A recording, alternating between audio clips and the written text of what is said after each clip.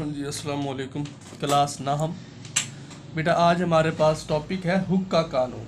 Hook का कानून, ये तारीफ़ें जो कल पढ़ाई थी 5-6 और जो आज पढ़ा रहा हूँ ये मोस्ट इम्पोर्टेंट है एग्ज़ामिनेशन के लिहाज से। तो ये है जी, इलास्टिक लिमिट के अंदर किसी जिस्म में पैदाशुदा स्ट्रेन उस पर लगाई जाने वाली स्ट्रेस के डायरेक्टली प्रोपोर्शनल होता है या प्रोपोर्शनल होती है। देखिए ये क्या है, इलास्टिक लिमिट। देखो, हम अगर एक स्प्रिंग को खींचें, स्प्रिंग को खींचो, उसकी लंबाई में इजाफा होगा। लेकिन आप क्या है कि इतना ज़्यादा खींचो कि उसकी लंबाई में इजाफा हो और आप उसको छोड़ो और दोबारा वो अपनी पहली वाली हालत में वापस ना आए, तो उसको हम इलास्टिक लिमिट नहीं कहते। उसको हम इलास्टिक लिमिट, हमने इलास्टिक लिमिट की बात करनी है। तो उसमें क्या होगा, फ़र्ज़ के एक स्प्रिंग को खींचते हो, स्प्रिंग को जब खींचोगे लंबाई में इजाफा होगा। अगर आप छोड़ो और छोड़ने के बाद दोबारा वो पहली वाली हालत में वापस आ जाए, तो उसको हम बोलते हैं इलास्टिक लिमिट। अब वो इलास्टिक लिमिट के अंदर रहना है, मतलब आपने स्प्रिंग को ज़्यादा नहीं खींचना, नॉर्मल खींचना है। अगर खींचे, आप उस पर जो खींच रहे हैं आप उस पर फोर्स लगा रहे हैं, और उस फोर्स को यहाँ पर हम कहेंगे स्ट्रेस। क्या कहेंगे? तो जितनी आप ज़्यादा स्ट्रेस लगाएंगे तो ऑटोमेटिक उसकी लंबाई में भी उतना ही इजाफा होगा।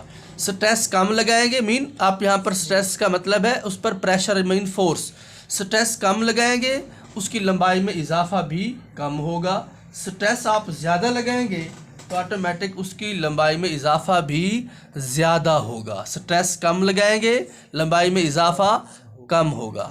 ये दोनों सेम होते हैं, मतलब स्ट्रेस ज़्यादा, स्ट्रेन भी ज़्यादा। स्ट्रेन कहते हैं लंबाई में इजाफे को, मतलब अगर उस जिस्म की लंबाई, वॉल्यूम या शक्ल में तब्दीली पैदा हो जाए, किसी जिस्म की लंबाई, वॉल्यूम या शक्ल में तब्दीली पैदा हो जाए, तो उसको हम कहते हैं स्ट्रेन। ठीक है, तो स्ट्रेस ज़्यादा, स्ट्रेन भी ज़्यादा, स्ट्रेस कम, स्ट्रेन भी कम। तो इसलिए हम इसको यूँ लिखते हैं, स्ट्रेस डायरेक्टली प्रोपोर्शनल होती है किसके? स्ट्रेन के। जब डायरेक्टली को ख़त्म करेंगे तो यहाँ पर बराबर और एक आ जाएगा, क्या हमारे पास? कांस्टेंट। क्या आएगा? और साथ हम लिख देंगे स्ट्रेन। कांस्टेंट मालूम करना है, बटा स्ट्रेन बटा स्ट्रेन। तो क्या हो जाएगा हमारे पास? कांस्टेंट इज इक्वल टू बटा स्ट्रेन, इधर भी उधर भी, तो क्या हो जाएगा? स्ट्रेस बटा स्ट्रेन। मतलब स्ट्रेस ज़्यादा, स्ट्रेन भी ज़्यादा, स्ट्रेस कम, स्ट्रेन भी कम। स्ट्रेस मीन फोर्स ज़्यादा लगाएंगे, लंबाई में इजाफा भी ज़्यादा होगा, शक्ल में तब्दीली भी ज़्यादा होगी। स्ट्रेस कम लगाएंगे, लंबाई में इजाफा भी कम होगा और शक्ल में तब्दीली भी कम होगी। तो हमने इलास्टिक लिमिट के अंदर रहकर किस जिस्म पर क्या लगानी है? स्ट्रेस लगानी है। ठीक है जी। उसके बाद है यंग्स मॉडुलस। अच्छा, इससे पहले हम इलास्टिसिटी को डिस्कस कर लेते हैं। इलास्टिसिटी क्या है? किसी जिस्म की ऐसी खासियत कि अगर उस पर से हम डिफॉर्मिंग फोर्स हटाएं और जिस्म अपनी पहली वाली हालत में वैसे का वैसे लौट जाए, मतलब उसकी लंबाई, वॉल्यूम और शक्ल में उसके बाद फोर्स हटाने के बाद, इस तरह मैंने कहा ना, स्प्रिंग को खींचो, लंबाई में इजाफा होगा, वॉल्यूम में इजाफा होगा, शक्ल भी तब्दील हो जाएगी। ये हम लगा रहे हैं एक फोर्स जिसको हमने बोला डिफॉर्मिंग फोर्स। क्योंकि डिफॉर्मिंग फोर्स वो होती है जो किसी जिस्म की शक्ल को तब्दील कर देती है, उसकी लंबाई को भी, उसके वॉल्यूम को भी और उसकी शक्ल को भी तब्दील करती है। लेकिन अगर हम उस वो डिफॉर्मिंग फोर्स हटा दें तो स्प्रिंग कहाँ चला जाएगा? अपनी पहली वाली हालत में। अगर वो पहली हालत में वापस लौट जाए तो उसको बोलते हैं इलास्टिसिटी। क्या है कि डिफॉर्मिंग फोर्स हटाने से अगर जिस्म जो है अपनी असल जिसामत और शक्ल में वापस लौट जाए, पहली वाली, उसको बोलते हैं इलास्टिसिटी। अच्छा, उसके बाद हम डिस्कस करने जा रहे हैं यंग्स मॉडुलस। यंग्स मॉडुलस आपकी बुक में तारीफ थोड़ी सी टफ दी हुई है, मैंने सिंपल लिखी है स्ट्रेस और टेंसाइल स्ट्रेन। स्ट्रेस और टेंसाइल स्ट्रेन में पाई जाने वाली निस्बत को यंग्स मॉडुलस कहते हैं। क्या है जी?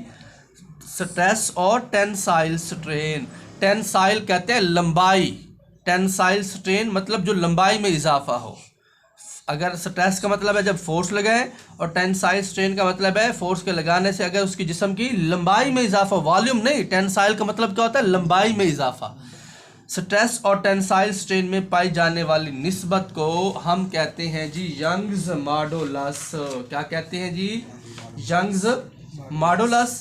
ये एक शॉर्ट क्वेश्चन भी है और लॉन्ग भी है। यंग्स मॉडुलस को वाई से जाहिर करते हैं और इसका फार्मूला होता है स्ट्रेस बटा स्ट्रेन। चलें जी, अब यहाँ पर मैं इधर पहले आपको अलग बता देता हूँ।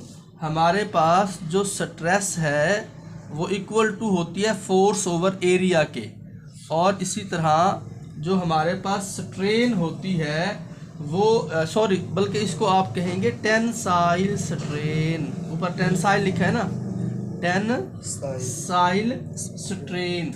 अगर आप इसको टेंसाइल जो है वो स्ट्रेन को लिखते हैं तो इसका फार्मूला होता है डेल्टा एल ओवर एल। जो डेल्टा एल है वो बराबर होता है एल माइनस एल नॉट और बटा एल के। ये पुट कर दें, स्ट्रेस की जगह क्या आ जाएगा? एफ बटा ए ओवर टेंसाइल स्ट्रेन की जगह आ जाएगा डेल्टा एल बटा एल, या डेल्टा एल किसके बराबर है? L minus L not. L minus L not बटा क्या है जी? एल। देखो बटे का बटा ऊपर चला जाए, ये बटा नीचे आ जाएगा और ये बटा ऊपर चला जाएगा। तो क्या लिख देंगे? एफ, ये एल ऊपर चला जाएगा ज़रब एल। बात समझ आई है? और इसी तरह अगर हम नीचे करना चाहें तो यहाँ पर क्या हो जाएगा? A into L minus L not. समझ आई है? तो ये लिख देंगे एफ एल बटा, आपको पता है ये चीज़ किसके इक्वल होती है? ये होती है डेल्टा एल। तो हम इसकी जगह पर सिर्फ लिख देंगे डेल्टा एल। क्या हो जाएगा? ए डेल्टा एल। ये हमने कर लिया। और यंग्स मॉडुलस का यूनिट जो है वो स्ट्रेस की तरह होता है। क्या? न्यूटन मीटर पर स्क्वायर। मतलब ये तीन चीज़ों का यूनिट सेम है, एक स्ट्रेस का, एक यंग्स मॉडुलस का और एक प्रेशर का। तीनों के यूनिट सेम टू सेम होते हैं। यहाँ तक आज आपने करना है। मैं बुक से निशान भी लगवा देता हूँ, दिखा भी देता हूँ आपको। देखें, ये कल मैंने बताई थी डेफिनेशन, निशान लगा लेंगे आप बुक पर। ये यहाँ से लेकर यहाँ तक है डिफॉर्मिंग फोर्स, और ये जो डेफिनेशन है ये है इलास्टिसिटी की, ये स्ट्रेस की है, और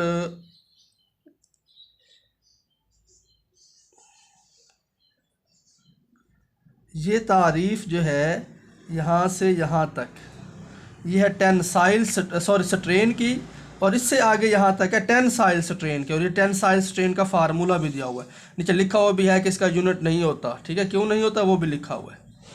और उसके बाद फिर यहाँ पर जो है वो दिया हुआ है हुक का कानून। ये हुक का कानून है और ये इक्वेशन यहाँ तक करनी है। उसके बाद नीचे है यंग्स मॉडुलस। यंग्स मॉडुलस की जो तारीफ़ ये करना चाहें वो भी कर सकते हैं, नहीं तो फिर आप ये तारीफ़ कर सकते हैं यहाँ से लेकर यहाँ तक। स्ट्रेस और टेंसाइल स्ट्रेन की निस्बत को, स्ट्रेस और टेंसाइल स्ट्रेन की निस्बत को क्या कहते हैं? Young's modulus. और ये उसकी इक्वेशन है जो मैंने आपको समझा दी है। Thank you.